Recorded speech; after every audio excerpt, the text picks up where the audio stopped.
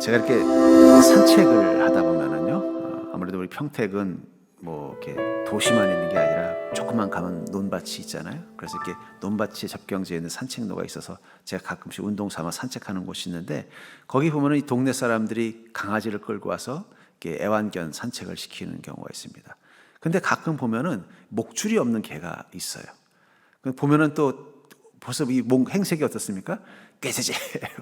예, 거의 뭐 노숙인들의 헤어스타일 비슷하게 그냥 깨재재 해가지고는 그 산책로를 이렇게 어슬렁어슬렁 다니다가 저를 마주치면요, 갑자기 이렇게 뭔가 이게 기가 죽은 표정을 하면서 제가 오는 길을 피해 가려고 이렇게 가는 걸 봐요. 그러면서 그걸 보면서 좀, 쟤는 주인이 없구나, 집이 없구나, 어떤 유기된 개구나, 아니면 이제 들개화돼 가는구나, 이런 걸 느낄 수 있어요. 그러다 또 저쪽에서 오면은요, 이 목줄을 끼고 오는 개 한 마리가 있습니다. 그 개는요, 얼마나 위세가 당당한지 몰라요. 이러면서 그냥 막 냄새도 맡고 그냥 팍 뛰기도 하고, 저를 보면은요, 조금 전에 그 목줄이 없었던 개는 이렇게 막 저를 보면 눈치 보면서 저 인간이 나한테 해코지나 할까 싶어가지고 꼬리를 내리고는 풀숲 쪽으로 최대한 저랑 멀어져서 이 산책로를 지나쳐 가려고 애를 써요. 그리고 제가 근처를 지나가면 가만히 있는 거예요. 그리고 내가 지나가면 그때서야 또 다시 어슬렁어슬렁 그 길을 가는데, 이 목줄을 맨 개는 막 신나게 오더니 저를 보고 그냥 뭘 해보려고 막 관심을 보이고 막 그러는 거예요. 그러면 제가 그걸 보면서 깨달았습니다. 어떤 개가 행복한 개일까? 여러분, 어떤 개가 더 행복할 개일까요? 목줄이 없어서 자유는 있지만 그 자유가 인생의 불안이 되고 또 사람들과 세상에 대한 두려움을 갖게 만들어서 세상의 문제를 만날 때마다 겁을 먹고서 꼬리를 내리고 풀숲에 숨어서 빨리 그 문제만 지나가길 원했던 그 들개 같은 모습.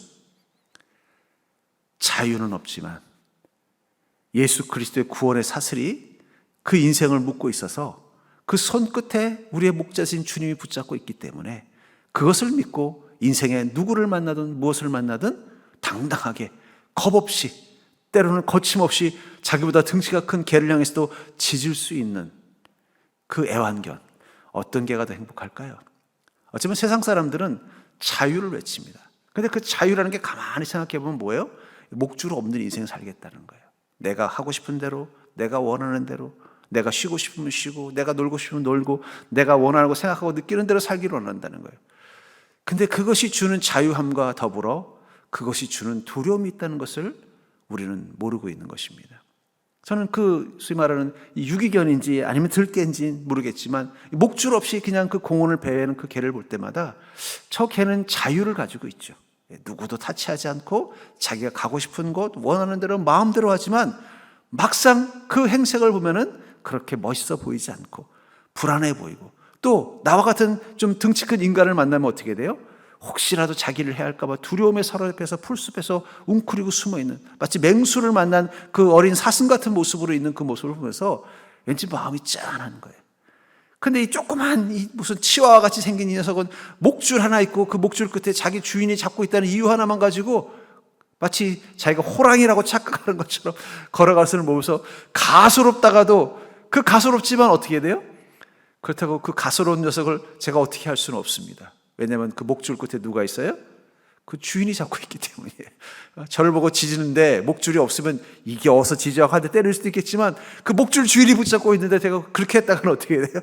남에게 건드리냐고 하면 또 괜히 또 제가 또 이게 곤란해지니까 가소롭고 기가 막히지만 그냥 웃으면서 그냥 지나가는 것을 보면서 어쩌면 우리는 주님께 매인 존재라는 그것이 우리에게 사실은 진정한 축복일 수 있다는 생각이 듭니다. 왜냐하면 우리는 목자가 있는, 우리 인생의 그 목줄 끝에 우리를 지키기 위하여, 어쩌면 그 목줄은 나를 묶는 끈이 아니라 나를 지켜주는 줄이 되기 때문에 그것에 우리는 기뻐하고 감사하기 때문에 우리 인생의 길을 마치 그 목줄을 메고 있는 그 어린 작은 그 치와와나 혹은 마르치스나 이런 작은 개들이지만 마치 자기가 무슨 엄청난 도사견이나 호랑이처럼 당당하게 걸을 수 있는 그 힘이 바로 그 줄 끝에 손을 잡고 있는 목자의 손에 있는 것처럼, 오늘 본문 1절에도 보니까 요셉을 양떼같이 인도하시는 이스라엘의 목자여 귀를 기울이소서.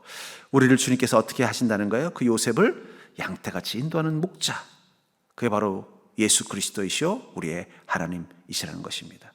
그분이 우리를 붙잡고 있다면, 그분이 우리를 인도하고 있다면 우리는 세상에 어떤 것들을 만나고 어떤 길을 가더라도 두려움이 없습니다. 나보다 덩치가 더 큰 개 앞에서도, 나보다 산만한 등치를 가진 어른들 앞에서도 전혀 기죽지 않고 꼬리를 흔들면서 당당히 걸어가는 그 작은 개처럼 우리를 붙잡고 있는 그 목자의 손이 있다는 것을 믿기 때문에 우리 인생의 어떤 순간에도 두려움 없이 간다는 것입니다.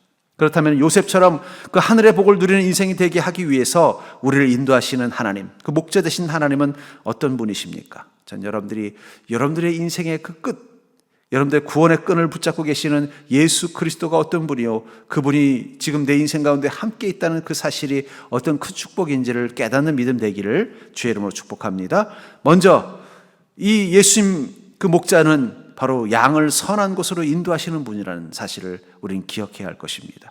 우리를 인도하시는 그 목자 되신 예수님은 우리를 선한 곳으로 인도하시는 분이다라고 말하고 있다는 거예요. 시편 23편 2절에 보니까 그가 나를 푸른 풀밭에 누이시며 쉴만한 물가로 인도하시는도다. 여러분, 우리를 인도하시는 그 목자는 어떤 분이라고요? 푸른 풀밭에 누이시고 쉴만한 물가로 인도한다는 거예요. 또 이렇게 같이 산책하다 보면요, 막 주인보다 덩치 큰 개가 또 갈 때가 있어요. 그거 보면은 이게 끌려가는 그런 개 보면 저도 옆에 지나가다 괜히 신경 쓰이고 불안해요. 근데 마침 저쪽에서 조그만 치와와 같은 개 한 마리를 주인이 끌고 가는 거예요. 양쪽 주인이 다가오고 있는 거예요. 길은 하나인데 한쪽은 벌써 이 등치가 그냥 무슨 우리 송아지만한 개가 그냥 이렇게 하다가 저 앞에 치와 같은 개를 보면 고개를 팍 들어요. 그러면요, 이 작은 조그만 개를 가진 주인은 제일 먼저 어떻게 하는지 아세요? 그 개를 폴떡 안아서 품에 딱 안아요. 왜냐하면 보니까 어떻게 돼요? 괜히 놔뒀다 저 큰 놈한테 잘못하면은 그냥 큰일 나겠다 싶으니까 주인이 어떻게 돼요? 아직 다가오지도 않았는데. 근데 중작 정약한 이 치와는 그걸 몰라. 이 개들은 평소에 사람만 보고 자라가지고 다른 개를 보면은 그게 자기보다 센 놈인지 약한 놈인지 모릅니다. 그러니까는 치와를 아무 생각도 없이 그 덩치 큰 도사견 앞에 가고 있는 거예요. 지가 지금 어떤 일을 당할지 모르는 거예요. 그런데 주인은 알고 있다는 거예요. 잘못했다가는 우리 예쁜 강아지가 다치겠구나 싶으니까 얼른 손을 내면서 그걸 품에 딱 안고는요, 그 도사견 같은 개가 지나갈 때까지 잠시 비껴가지고 싸우지 못하도록 방어하면서 지나가는 걸 보면서 우리가 그렇겠구나. 하나님께서 우리를 인도하실 때 결코 우리가 해함당하지 않도록, 우리가 만날 수 있는 인생의 그 어떠한 도사견과 같은 문제 앞에서도 우리가 쓰러지지 않도록 우리를 복된 곳으로 인도하시기 위해서 늘 주님은 긴장하고 집중하면서 우리 인생을 바라보고 있다는 거예요. 그래서 그런 주님은 어떻다고 말하고 있어요? 푸른 풀밭 쉴만한 물가로 인도하신다는 거예요. 그런 사실을 믿기 때문에 그 강아지는 어떻게 해요? 그 주인에게 전적으로 자신을 맡기는 것입니다. 어쩌면 그 강아지가 그 큰 도사견을 보고도 무서워하지 않았던 것은 무엇 때문일까요? 도사견이 얼마나 무서운지를 모르는 것도 있지만 그 무서운 도사견과 싸울 기회가 없었던 거죠. 왜냐하면 주인이 알아서 때가 되면 피하게 해주고 안식을 누리게 해주고 쉬게 해주고 보호해 주었기 때문입니다. 아마 만약에 그 유기견 혹은 그 들개였다면 어떻게 됐을까요? 겁을 먹고 그냥 재빨리 주랭랑을 쳤을 거예요. 왜냐하면 당한 아픔이 있기 때문이라는 거예요. 요한복음 10장 14절부터 15절에 보면 나는 선한 목자라 나는 내 양을 알고 양도 나를 아는 것이 아버지께서 나를 아시고 내가 아버지를 아는 것 같으니 나는 양을 위하여 목숨을 버리노라 하면서 예수님께서는 당신을 선한 목자라고 하면서 어떤 양이라고 말하고 있어요? 선한 목자라고 말하고 있어요? 나는 양을 위해서도 목숨을 버릴 수 있다라고 말하고 있는 것입니다. 여러분들을 인도하시는 그 하나님, 여러분들을 이끄시는 그 하나님은 여러분들을 위하여 목숨까지 내놓는 그 사랑의 하나님, 선한 목자이시라는 사실을 기억하시기 바랍니다. 그렇기 때문에 그 선한 목자가 예수님이 바로 그 선한 목자이심을 알아채는 것이 바로 믿음이에요. 아, 나와 함께 계신 분이 나를 목숨까지 아끼지 않냐고 지키시는 선한 목자시구나. 그 사실을 믿는다면 어떻게 되겠어요? 그분에게 나를 전적으로 맡기는 것입니다. 초원에서 양이 길을 잃을 때는 그 양의 특징은 목자를 온전히 신뢰하지 않을 때예요. 목자를 온전히 신뢰하는 양은 결코 목자 곁을 멀리 떠나지 않습니다. 목자를 신뢰하는 양은 목자가 하라는 대로 다 순종하면서 가요. 근데 목자를 100% 신뢰하지 않는 양은 어떻게 돼요? 아이고, 좀 다른 데 가면 더 좋은 풀이 있을 것 같은데 하면서 자꾸 멀어지는 거예요. 그리고 저 목자 따라가는 게 꼭 좋은 건 아닌 것 같은데 하니까 자꾸 목자와는 먼 곳에서 조심조심 따라가다가 어느 순간 길을 잃어버린다는 거예요. 우리가 언제 우리 인생의 길을 잃어버릴까요? 우리가 예수 그리스도가 선한 목자라는 사실을 믿는 믿음이 흔들릴 때부터라는 거예요. 그때부터 우리는 우리의 생각과 우리의 판단과 우리의 힘으로 우리의 삶을 살아보려고 애를 쓰게 될 수밖에 없는 거예요. 그러다 보면 그럴수록 어떻게 돼요? 점점 목자이신 주님과 멀어지는 것을 경험하게 되고 그것이 결국은 우리로 하여금 인생의 길을 잃은 양처럼 두렵게 한다는 것입니다. 그러나 광야에서 이 두려움 울고 있는 이 양, 내가 길을 잃었구나, 목자를 잃었구나, 그런 생각이 든 그 양은 그 속에서 어떻게 할까요? 그 속에서 웁니다. 정말 목자를 신뢰하는 양은요, 그 자리에서 계속 매매 울어요. 왜냐하면 분명히 자신의 그 울음소리를 목자는 반드시 들을 거라고 믿기 때문이에요. 자기가 지금 길을 잃은 이 사실을 목자는 알고 있을 것이고 자기를 찾기 위해서 애를 쓰고 있다는 걸 알고 있기 때문에 어떻게 돼요? 그냥 울고 있으면 저쪽에서 흙먼지를 일으키면서 목자가 달려오는 거예요. 그리고 잃어버린 그 양을 품에 안고 다른 양들이 있는 그곳으로 인도하는 것입니다. 결국은 우리를 인도하시는 예수 그리스도가 선한 목자요, 그분이 우리를 인도하시는 그곳이 선한 곳이라는 사실을 믿는다면 우리는 어떻게 해야 되겠어요? 그 목자가 인도하는데 순종하면서 갈 것입니다. 어쩌면 순종이라는 것은 억지로 나를 내려놓고 고통 속에서 참으면서 인내하는 것이 아니라 순종은 기쁨인 것입니다. 우리가 주님이 나를 선한 곳으로 인도하시는 분이라는 사실을 믿으면 믿을수록 그분의 이끄심 앞에서 우리는 어떻게 돼요? 설렘과 기대를 가지고 순종하게 되어져 있다는 것입니다. 전 여러분들을 인도하시는 그 목자신 그 예수 그리스도가 여러분들을 반드시 선한 곳으로 인도하시는 분이라는 사실을 믿는 믿음을 회복하기를 주의 이름으로 간절히 축복합니다. 그 믿음이 회복이 돼야 내 마음에 평안이 오는 거예요. 아, 정말 주님 나 지켜주시는 거 맞아요. 저는 왜 이게 중요한지를 제가 처음 다닌 교회에서 깨달았습니다. 제가 처음 다닌 교회는 장로교회였는데 모든 장로교회가 다 그런 건 아니겠지만 그 교회 목사님은 이상하게 지옥 얘기를 그렇게 많이 하셨어요. 이거 하면 지옥 간다, 저거 하면 지옥 간다. 그러니까 제 머릿속에 뭐가 생겼어요? 지옥에 대한 공포가 생긴 거예요. 그러니까 왜 교회 가느냐? 지옥 안 가려고. 왜 착한 일을 해야 되느냐? 지옥 안 가려고. 그러니까 저도 모르게 어떤 마음이 생겨요? 지옥 안 가려면 하나님 믿어야 되는구나. 지옥 안 가려면 하나님 말씀 앞에 순종해야 되는구나. 그러니까 믿고 순종하는 게 두려움과 공포의 이유였다는 거예요. 억지로 지옥 안 가려고. 그러다 보면 어떤 게 있냐면 내 인생에 재앙이 있을 때마다 하나님께서 나를 지옥으로 보내려고 하시는 거 아니야? 그분의 선함에 대해서는 생각이 없고 뭐요? 그분에 대한 두려움만 가지고서 살다 보면요, 우리가 예수님을 믿으면서도 계속 두려움이 사라지질 않는 거예요. 하나님이 이러다 나를 벌하시면 어떡하지? 하나님 나를 이러다 지옥으로 보내시면 어떡하지? 늘 내 마음속에 내가 이러다 하나님 나 지옥 보내면 어떡하지? 그 두려움이 어릴 적에 제 믿음 가운데 깊게 뿌리 박은 것처럼 말입니다. 그러다가 제가 이 침례교회로 교회를 옮기게 됐을 때 하나님은 나를 천국으로 보내시는 분이라는 사실을 깨닫게 됐어요. 그걸 배우게 된 거예요. 그 다음부터 저의 믿음이 바뀌었어요. 어떤 믿음이냐? 하나님이 계시면 나는 반드시 천국에 간다는 거예요. 하나님이 인도하신다면 반드시 나는 좋은 일이 있을 거라는 거예요. 복을 받을 거라는 거예요.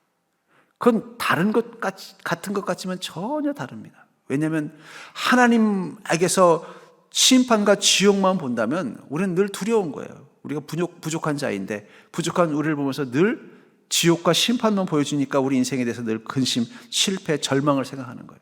근데 하나님께서 우리를 이끄시는 선한 목자라는 확신이 생기면요, 그 다음부터 우리 안에 소망이 생기는 거예요. 지금은 힘들어도 주님께서 나를 분명히 복된 곳으로 인도하신다는 그 믿음이 어떻게 돼요?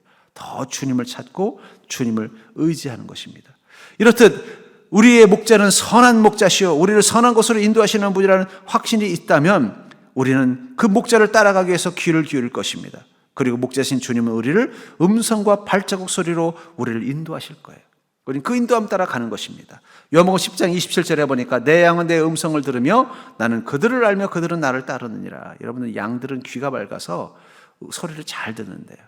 근데 소리를 잘 듣는다는 것은 어떤 소리도 잘 듣는 것도 중요하지만 자기 주인의 소리를 잘 듣는 것, 발자국 소리를 들어도 잘 듣는 것. 실제로 이 강아지들도 그런 것 같아요.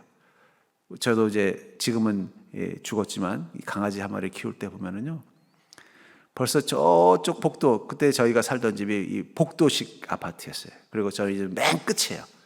그럼 저 계단 입구 쪽, 엘리베이터 쪽에서부터 발자국 소리가 들리지도 않는데 갑자기 우리 강아지가 막 꼬리를 치고 신나면서 문 앞에서 막 춤을 추는 거예요. 그럼 벌써 알아요. 아, 누가 오고 있구나. 보면은 우리 세 식구 중에 한 사람 없는 누군가 오고 있는 거예요. 그럼 조금 있다가 어때요? 띵동 하면은 우리 가족인 거예요. 전혀 발자국 소리는 안 들려요. 왜냐면 엘리베이터는 저쪽 반대쪽 복도식이니까 꽤 거리가 그래도 한 20-30m 되는 거리인데 거기를 걸어오는 소리가 우리 귀에는 안 들리지만 이 강아지에겐 들리는 거예요. 근데 그때 소리만 들리는 게 아니라 어떤 소리를 듣는 거예요?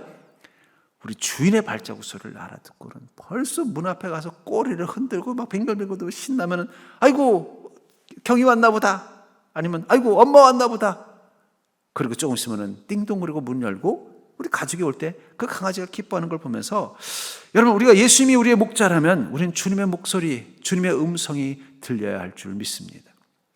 그 음성이 들리고 그 음성을 따라 사는 게 바로 믿음으로 사는 거예요. 결국 믿음으로 산다는 건 뭐예요? 믿음에는 눈과 귀가 있어서 우리 눈으로는 주님의 발자국이 발견되고 귀로는 주님의 음성이 들리는 것입니다. 그래서 그 음성과 발자국을 따라 사는 게 바로 믿음으로 사는 거예요. 그리고 그 음성과 발자국은 무엇을 통해서 우리 가운데 들려지느냐? 말씀과 성령을 통해서 들려지는 거예요. 하나님의 음성. 우리는 주님의 말씀을 통해서 주님의 음성을 듣게 됩니다. 그럼 어떻게 돼요? 순종하는 거예요. 또 주님의 발자국, 우리 삶을 인도하시는 그 성령님의 인도하심, 성령님의 인도하심이라는 건 결국 주님의 발자국을 우리가 성령님을 통해 경험하는 것입니다. 그래서 그 발자국을 따라 나아가는 것입니다. 그러면 그것이 바로 목자의 인도하심을 따라 가는 것입니다. 고린도후서 2장 15절에 보면은 우리는 구원받은 자들에게나 망하는 자들에게나 하나님 앞에서 그리스도의 향기니, 우리가 예수 그리스도와 함께 있었던 인생이라는 것이 우리 안에서 뭐가 나타나는 거예요? 향기가 나는 거예요. 향기. 지금은 없었지만 옛날에는 시골에 이 푸세식 화장실이 많이 있었잖아요. 기도원이나 수양관 가도 이 푸세식 화장실이 있습니다. 그래서 한 명이 화장실 갔다 오면요, 같이 앉아있으면 냄새가 확 풍겨요. 그 배워야 돼요. 너 화장실 갔다 왔구나. 그럼 벌써 이게 몸에 배는 거예요. 우리가 주님과 함께 있었다면 우리에게서 나는 향기는 뭘까요? 그리스도의 향기라는 거예요. 그리고 그리스도의 향기라는 건 무엇입니까? 주님의 음성과 발자국을 따라서 바로 성령의 인도하심을 따라 산 흔적. 그게 바로 그리스도의 향기라는 거예요. 같이 있었다는 증거이기 때문에. 우리가 어떨 때 그리스도의 향기가 우리 삶 속에서 나타나느냐? 바로 주님의 말씀과 음성을 따라 우리가 살아갈 때 그 순간 우리는 주님과 함께 있는 것을 경험하는 것입니다. 목자가 함께 있을 때 그 목자를 따라가는 양들처럼 말이에요. 그럼 우리에게서 나타나는 건 뭐라는 거예요? 아, 너 방금 예수 그리스도와 함께 있었구나. 그게 바로 그리스도의 향기라는 것입니다. 그래서 갈라디아서 6장 17절에 보면 이후로는 누구든지 나를 괴롭게 하지 말라. 내가 내 몸에 예수의 흔적을 지니고 있노라. 바울 목사님은 자신을 어떤 존재라고 말하고 내 몸에 예수의 흔적, 이 흔적이라는 말이 이 헬라어에서는 낙인이라는 뜻이 있어요. 여러분 짐승들, 말이나 소나 이런 짐승들한테는 주인이 뭘 하냐면 낙인을 찍습니다. 그러니까 이 흔적이라는 말은 내게는 예수의 낙인이 있다라는 거예요. 그것을 공동번역은 이렇게 번역하고 있죠. 앞으로는 아무도 나를 괴롭히지 마십시오. 내 몸에는 예수의 낙인이 찍혀 있습니다. 난 예수님의 소유가 됐다는 거예요. 소유가 됐다는 것은 그 주인을 따라서 어떻게 해요? 같이 가는 거예요. 가끔 보면은 이 영화 같은 데 보면은요, 이 평생 그 주인 밑에서 자란 이 소, 이 주인이 농사 짓고 술 한잔 거나하게 취해서 가면요, 줄을 잡고 있지도 않은데 소가 어떻게 돼요? 그들을 묵묵히 따라가는 걸 보면서 아, 저게 바로 주인과 종의 모습이구나. 그 소는요, 줄을 주인이 안 잡고 있어요. 할아버지 약주 한잔 해서. 그리고는 술이 취해가지고 자기 옆에 소가 있는지도 모르고 그냥 타덜타덜 집에 가는데 그 소는 어떻게 돼요? 묵묵히 그 주인 뒤따라서 마치 그 자기의 그 곧두리를 끌고 가는 것처럼 그냥 따라가는 거예요. 왜냐하면 자기는 이 주인에게 메인 존재이기 때문이죠. 그 모습을 보면서 아, 저게 주님께서 우리를 강제로 어떻게 하지 않는다고 해서 우리가 주님 곁을 떠나지 않습니다. 정말 예수님이 선한 목자이시며 예수님만이 나의 목자이시고 나에게는 이미 예수님의 소유된 흔적이 있다고 믿는 사람들은요, 주님이 뭘 하라 말아 하지 않아도 우리는 묵묵히 어떻게 돼요? 마치 그 주인이 가는 그 길을 따라가는 것처럼 주님의 음성 앞에 순종하면서 그냥 묵묵히 살아가는 거예요. 세 번째로 요셉처럼 하늘의 복을 누리는 인생이 되기 위해 우리를 인도하시는 하나님은 어떻게 인도하시느냐? 목자는 지팡이와 물맷돌을 들고 인도하신다라고 말하고 있어요. 목자는 지팡이와 물맷돌을 들고 인도하신다고 말하고 있습니다. 본문 2절에 보니까 시편 80편 2절에 에브라임과 베냐민과 므낫세 앞에서 주의 능력을 나타내사 우리를 구원하러 오소서. 우리 주의 능력을 나타내셔서 우리를 구원해달라고 기도하고 있는 것을 봅니다. 시편 23편 4절에는 또 내가 사망의 음침한 골짜기로 다닐지라도 해를 두려워하지 않을 것은 주께서 나와 함께 하심이라. 주의 지팡이와 막대기가 나를 안위하시나이다. 여러분, 목자가 양들을 들판으로 데려가서 풀을 먹일 때 목자는 그냥 가는 게 아니라 반드시 몸에 걸치고 가는 게 있습니다. 하나는 지팡이, 또 하나는 물맷돌이에요. 다윗이 양을 키울 때도 그랬을 거예요. 자기가 키우는 양들을 가지고 초원에 가서 풀을 먹일 때 그냥 간 게 아니라 한쪽 손에는 지팡이를 들고 한쪽 손에는 물맷돌을 차고 그리고는 그 양들을 키우러 들판으로 갔을 것입니다. 왜 그렇게 했을까요? 자신들은 그 양들을 지켜야 된다고 책임감과 생각을 가지고 있기 때문입니다. 그것을 알기 때문에 양들은 어떻게 돼요? 그 초원에서 편안히 풀을 뜯고 쉴 수 있는 거예요. 왜냐하면 집 주인된 그 다윗과 같은 목자가 자기를 지키기 위해서 한쪽 손에는 지팡이를 들고 있고 한쪽 손에는 물맷돌을 들고 있다는 사실을 알기 때문이에요. 설령 갑자기 어디서 늑대가 나타나더라도 자기 주인이 달려와서 그것들을 막아줄 거라는 믿음이 있기 때문에 그 양들은 편안하게 풀을 뜯는 것입니다.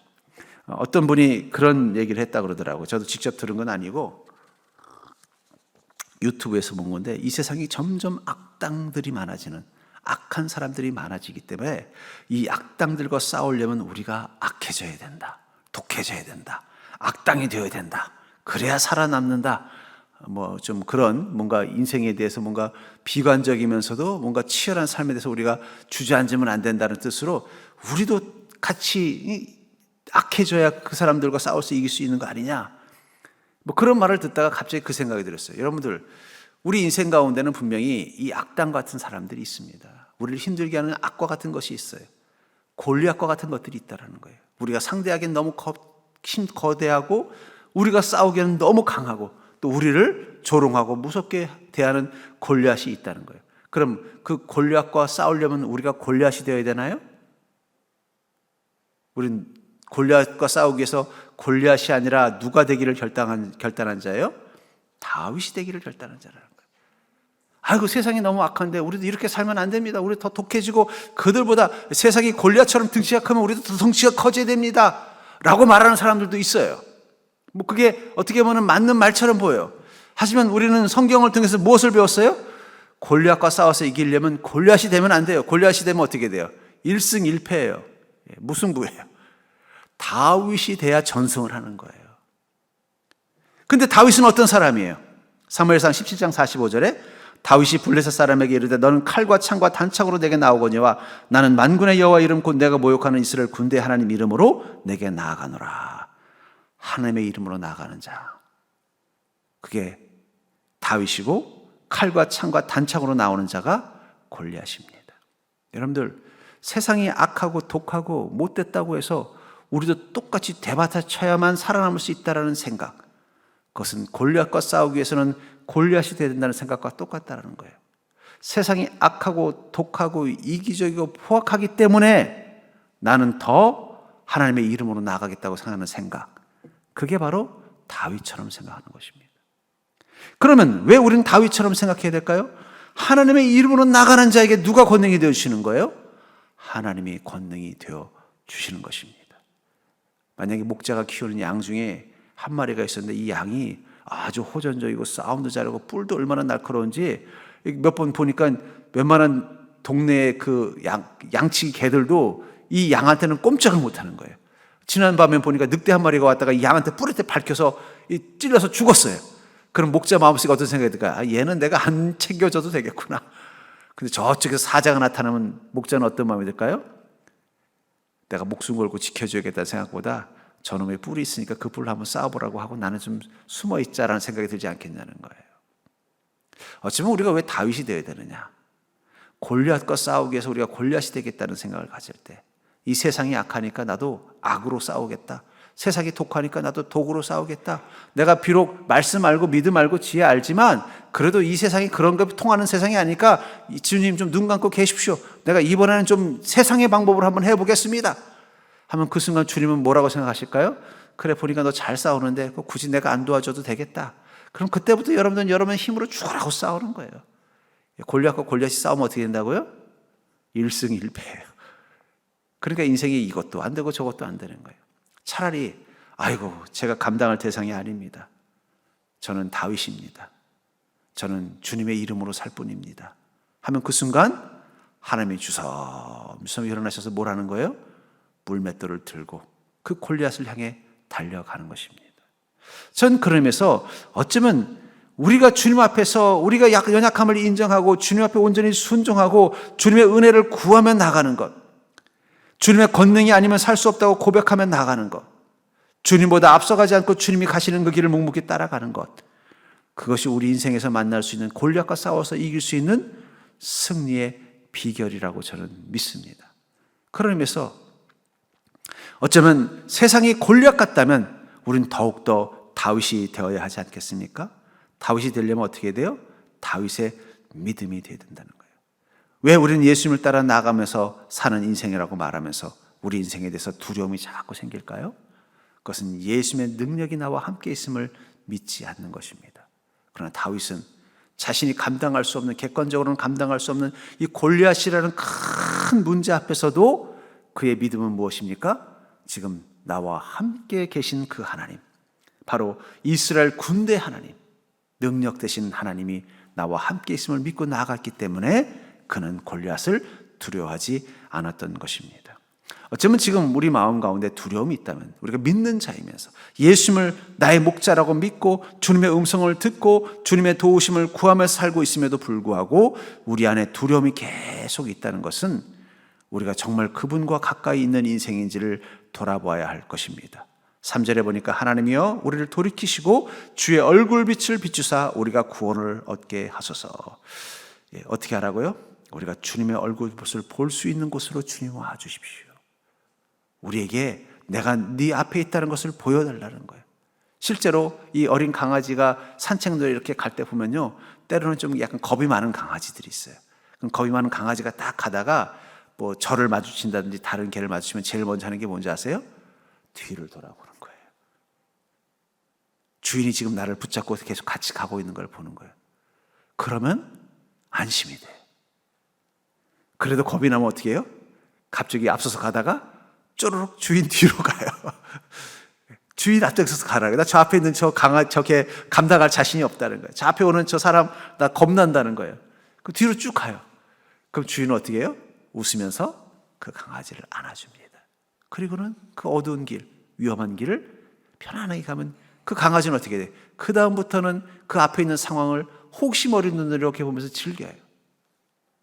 우리가 우리 인생의 앞에 두려운 대상이 있다면 여러분들이 제일 먼저 해야 되는 것은 주여 우리를 돌이키시고 주의 얼굴빛을 비추사 우리가 구원을 얻게 하소서.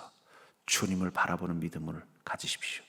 두려운 대상을 보지 말고 고개를 돌려서 우리에게 그 은혜의 줄을 붙잡고 계시는 주님을 바라보십시오.